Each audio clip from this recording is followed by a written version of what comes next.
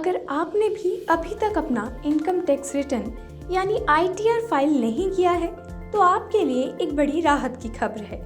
जी हाँ, central board of direct taxes यानी CBDT ने असेसमेंट ईयर 2025-26 के लिए ITR फाइलिंग की लास्ट डेट बढ़ा दी है। पहले ये डेडलाइन 31 अक्टूबर 2025 थी, लेकिन अब इसे बढ़ाकर 10 दिसंबर 2025 कर दिया गया है। मतलब आपको मिल गया है करीब 40 दिन का एक्स्ट्रा टाइम, वो भी बिना किसी पेनल्टी के। और सिर्फ ITR ही नहीं, जिन टैक्स पेयर्स को ऑडिट रिपोर्ट भी फाइल करनी थी उनके लिए भी राहत है। अब 31 अक्टूबर की जगह 10 नवंबर 2025 तक ऑडिट रिपोर्ट जमा कर सकते हैं। CBDT ने साफ कहा है कि एक्सटेंशन उन टैक्स पेयर्स के लिए है जिनके अकाउंट्स का ऑडिट बहुत जरूरी है, जैसे business firms, corporates, CA, doctor, architects और पार्टनरशिप फर्म्स। CBDT का ये फैसला लेने का कारण था कि टैक्स पेयर, ऑडिटर्स और प्रोफेशनल्स लगातार सरकार से कह रहे थे कि फेस्टिव सीजन और ऑडिट के चलते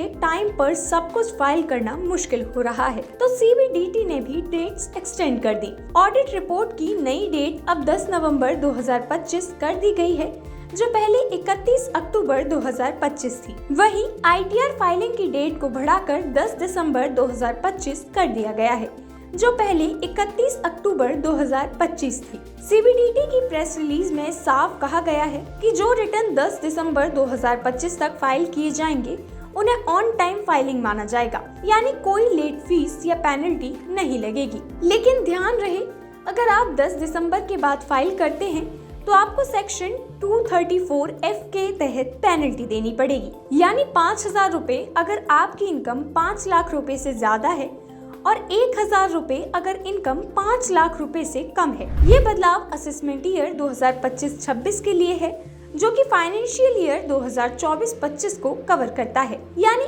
1 अप्रैल 2024 से 31 मार्च 2025 तक की आपकी इनकम के लिए। CBDT का कहना है कि ये फैसला सिर्फ सुविधा के लिए नहीं, बल्कि टैक्स कंप्लायंस और ऑडिट क्वालिटी को बेहतर करने के लिए भी लिया गया है। जब टैक्स पेयर्स को पर्याप्त समय मिलता है तो वे बिना किसी गलती के रिटर्न फाइल कर पाते हैं और इससे सरकार को भी सही डाटा मिलता है। लेकिन ये पहली बार नहीं है, पिछले साल भी CBDT ने ऐसी ही राहत दी थी। तब भी सितंबर की ऑडिट रिपोर्ट की तारीख को बढ़ाकर 31 अक्टूबर किया गया था और ITR की डेडलाइन 31 अक्टूबर से 30 नवंबर तक बढ़ाई गई थी।